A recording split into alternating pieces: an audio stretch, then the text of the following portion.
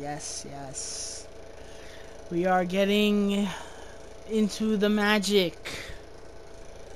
I didn't know how to start this review, so I'm just gonna start it like that. So I actually had no anticipation of doing this franchise, but then, you know, HBO Max came out, and Kevin had the bright idea, oh, let's do, Harry Potter. To which I said, okay, it's not the MCU, but okay. I say that as a joke. Of course I want to do the MCU, but are you giving me 3 months of my time back? That's how long it will take. It will take 3 months. With that said, Harry Potter. Harry Potter is one of my favorite franchises. I grew up with it. I feel like everyone grew up with Harry Potter. That's like a teenager now. And if you didn't, well then, nah, it sucks to be you, because Harry Potter is amazing. Yeah, I grew up with Harry Potter. I always watched it as a kid. I had this set of Harry Potter. It was like, it was his trunk, his suitcase, whatever the hell it was. And inside of it had all the DVDs in it up until, I think, Order of the Phoenix. And it was this insane set. It was like the ultimate Harry Potter set. And now I have them all on Blu-ray. I was there when it ended, Deathly Hallows Part 2. I was definitely there for that. That was awesome. I saw that one in IMAX, I believe.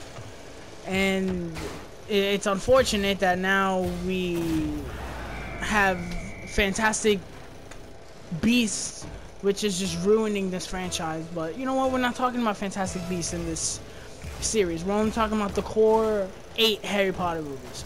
So, without further ado, let's start with Harry Potter and the Sorcerer's Stone, or Philosopher's Stone in the UK. So, Sorcerer's Stone came out in 2001, was directed by Chris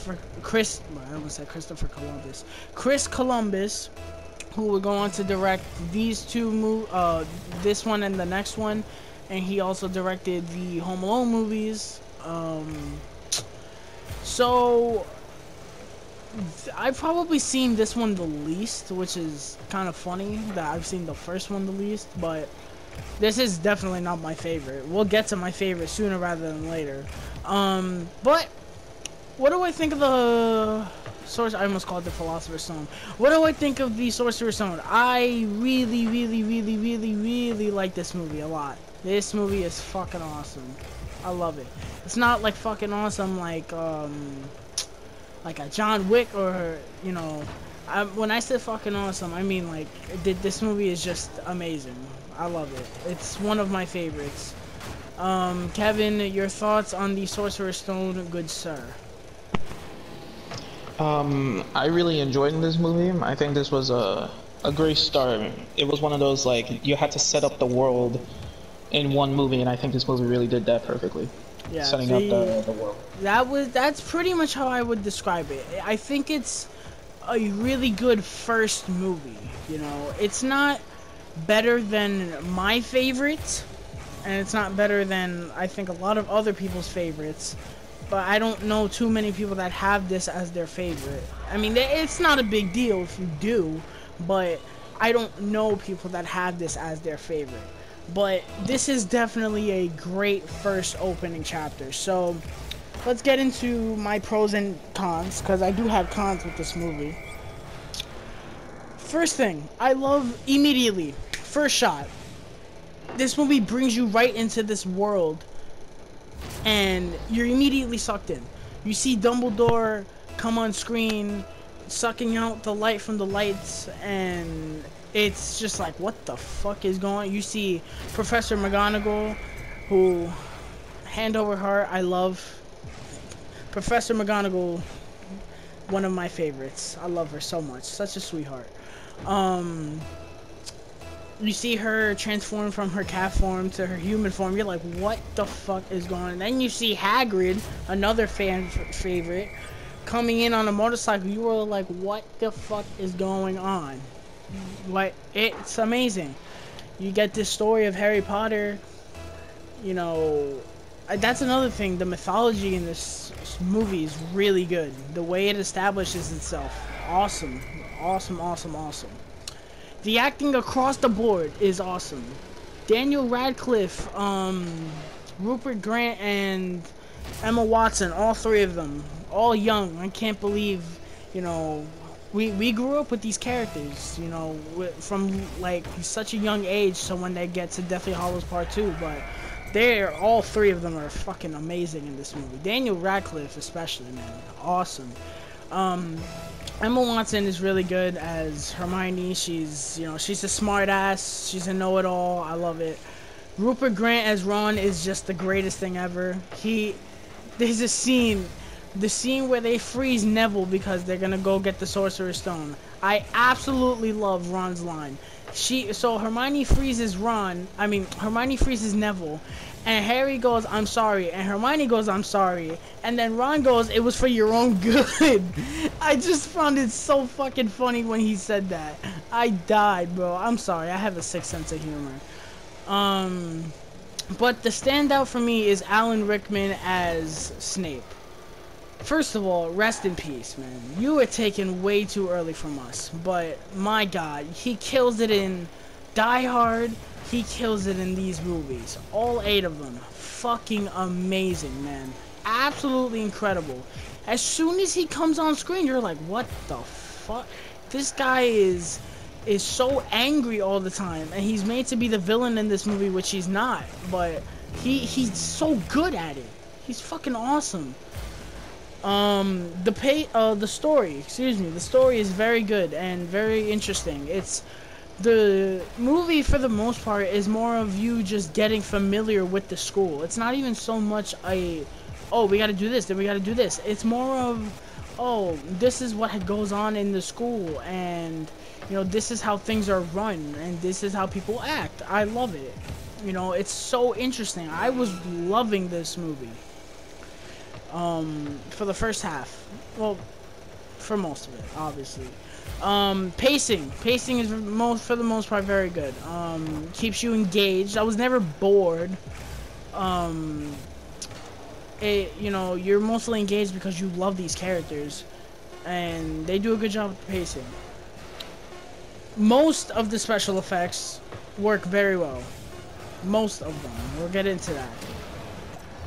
And of course, this is a given when this man's name is plastered onto a score. John Williams' score, once again, is amazing. Now let's get into my negatives. You think I had more positives, but that's just a general sum. I'm not gonna, I could get into like big spoilers, but you guys have seen Harry Potter so many times. Come on now. I will talk about one spoiler. He who will not be named is fucking awesome in this movie, in this sense. Now, I know he's not in this movie a lot, but what I mean is that I like the story that they build around him. And I like that he's this big legend, you know, it's fucking awesome. I mean, he's not even in the movie, and he's still an important role. And I like how Harry, he's just this person that, you know, he's a legend and he doesn't even know why. I love that scene where Snape walks into the classroom and he asks him all these important questions that, of course, Hermione knows because she's a know-it-all. And Snape asks him all these questions that Harry doesn't know. He tells him, oh, fame isn't everything. I love that. But then again, it's not even Harry's fault. He's just like, hey, I just go here. I don't fucking know. That's like Howard Stark doing everything he did in the MCU, and then Tony not even knowing about it, and then people just like, oh my god, that's Howard Stark's son, and he's like, what the fuck, what does that mean? You know? Alright, let's get into my negatives. Special effects don't exactly hold up very well. Examples of that, let's see, where do I start? Voldemort's head looks really bad. I mean bad. The snake at the zoo doesn't look all that to me. The dragon looks from Hagrid's egg, bad. That looked bad. The chess stuff was okay. That looked pretty good for what it was. But oh, how could I forget the Quidditch match? That's a video game, good sir. You know, I want to forgive it because it's Harry Potter, but it's like, dude, I can't forget. If I'm gonna shit on Half-Blood Prince when we get to that movie, I'm gonna have to shit on this for this.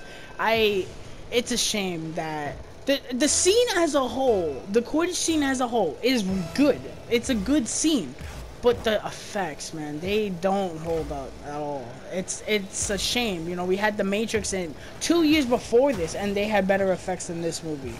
You know, it sucks. Maybe they weren't given the budget. I don't know. It's just a shame. Also, the story. Let's talk about that story. So, the story is very good. It revolves around the Sorcerer's Stone and Voldemort and Snape. The story takes a long time to get introduced. It takes, I think, about an hour and 38 minutes into the movie before the Sorcerer's Stone is mentioned. Now, this is both a positive and a negative. This is a negative because, to me, the movie shifts. It shifts from this movie that's just a really fun movie about magic and wizards and all this shit. It shifts from that to a much darker movie. And the tone kind of shifts very suddenly.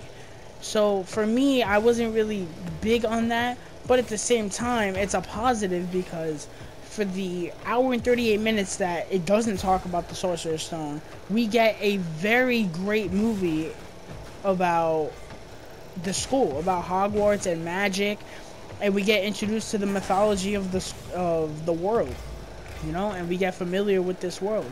It doesn't feel rushed, which I love. That's my best thing with this movie. The world, when you get thrown into this world, you have time to digest it. And yes, the run times for these movies are insane. I don't know how I'm going to get through Chamber of Secrets. But, you know, the movie never feels rushed. They took their time. And you can see that they had a plan. Disney! They had a plan. You know? So much to the point where they show Harry talking to snakes. And that's a big plot point in, I think, one of the Deathly Hallows movies. Which I just picked up on that. That they make it this big mystery that he can talk to snakes. Meanwhile, he does it in the first movie. I never noticed that. Hopefully I had that experience with most of these movies. Because, you know, I saw them at a very young age. Hopefully I can accept them and understand the deeper themes of them. That's all I have to add to Sorcerer's Stone. Kevin, what, you have anything else to add to Sorcerer's Stone? Not so much. I think it was just, it's one of those movies that it kind of, I think when it comes with the Philosopher's Stone story, when they were talking about that, I don't think, I agree with you. It's kind of a positive and negative because I don't think they were trying to focus on the Sorcerer's Stone, but I don't think that was their true main focus because they were trying to set up the world that Harry Potter was in, the wizarding world. And I think they kind of blended that almost perfectly with the shit. Like, they showed you now a lot of the world in Harry Potter. Now they gotta start getting into the story. And I think next film they're gonna continue on that. At least not waste an hour and a half doing nothing. Yeah. That's pretty much it for Sorcerer's Stone. I really enjoy this movie. It's a great kickoff to this movie. We're off with the magic, and I'm excited. There's some of these movies I fucking love. There's some of these movies I don't love, but you know what? We're nowhere near those. Right now, we're building. Next movie, Chamber of Secrets. I'm excited. God, that movie's so fucking long. I'm excited though. You know, Harry Potter is my franchise and I can't wait. So thank you guys so much. I hope you guys are excited for us to be doing the Harry Potter reviews. Look forward to Chamber of Secrets on Wednesday. Also, check out the Final Destination reviews if you guys haven't already. They're up on the channel in the playlist. Terminator as well, Star Wars. Also, on Friday, I will be streaming Last of Us 2, so get ready for that. And if you enjoyed this, please leave a like and subscribe, and stay safe in quarantine. See ya.